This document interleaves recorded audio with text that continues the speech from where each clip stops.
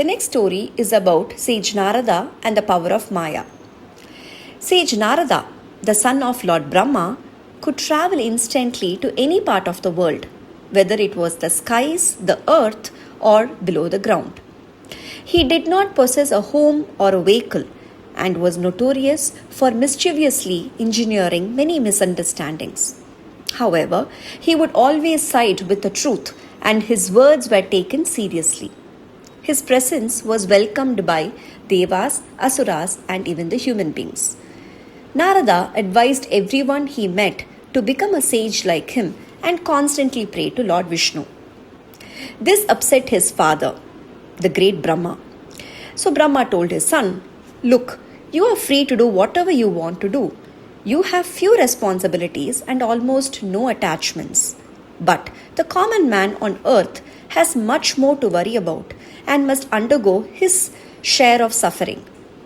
Don't think that you know what's best for others, especially when you have no understanding of a mortal life, of marriage and children, of joy and sorrow."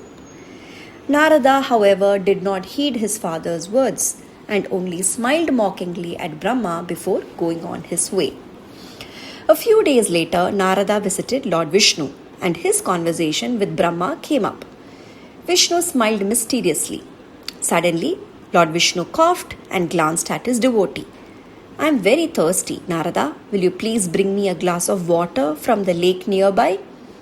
Narada promptly went to fetch water in his kamandalu. While dipping the water pot into the lake, he saw a series of stunning white steps below the surface of the water. Curiosity got the better of him, and he could not resist going down the stairs. As he had the power to wander anywhere, Narada was able to go deep under the water. A short while later, he came across a large palace. A beautiful maiden was sitting in the garden in front, making a garland. "Who are you?" asked Narada in surprise. "I am the princess of this palace," the woman replied. "Who is this garland for?"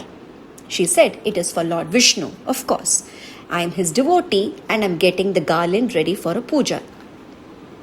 Narada was charmed by the maiden's devotion and beauty and he joined her for the puja. By the end of it, he had fallen in love with her and asked her to marry him. Shyly, she agreed. The two were married in a grand wedding ceremony and Narada lived in the underwater palace with the princess. Decades went by and Narada became the father of 60 children. Life was utterly blissful. One day, a terrible storm came out of nowhere and the palace came tumbling down. Narada tried his best to save his family but failed. One by one, he saw all his children die before him. Narada and his wife cried bitterly at their helplessness. Suddenly, a big wave emerged and his wife was swept away with it. Before he could react, he found himself staring at the eye of the storm. As Narada held on to a tree for dear life, he remembered Lord Vishnu. "Please save me, Lord Vishnu," he chanted and closed his eyes in preparation for death. He became afraid and realized that the life he had was important to him. He wanted to live. And then he felt someone tapping on his shoulder. When he opened his eyes, he found Lord Vishnu standing beside him. The storm had subsided and everything was quiet and dry. "Narada, what is the matter?" asked Vishnu. "Has the storm passed?" Narada asked him in disbelief. "Why? What happened?" asked Lord Vishnu. Narada sobbed. "I lost my wife and children and now I have nothing. I don't deserve to live without them." Vishnu laughed. "What are you talking about, dear Narada? I only sent you to fetch some water for me, and here you are sitting and daydreaming by the lake. Look around you, there is no storm. Tell me now what's bothering you." Narada stared around him, flabbergasted, and told Vishnu the whole story. The Lord finally admitted, "Yes, I am the one who created that Maya for you. You are neither married nor do you have children. Maybe now you can understand what attachment feels like and how hard it is for the common man to be detached from it all.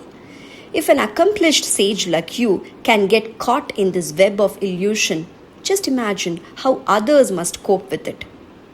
Narada bowed his head in shame. Vishnu smiled.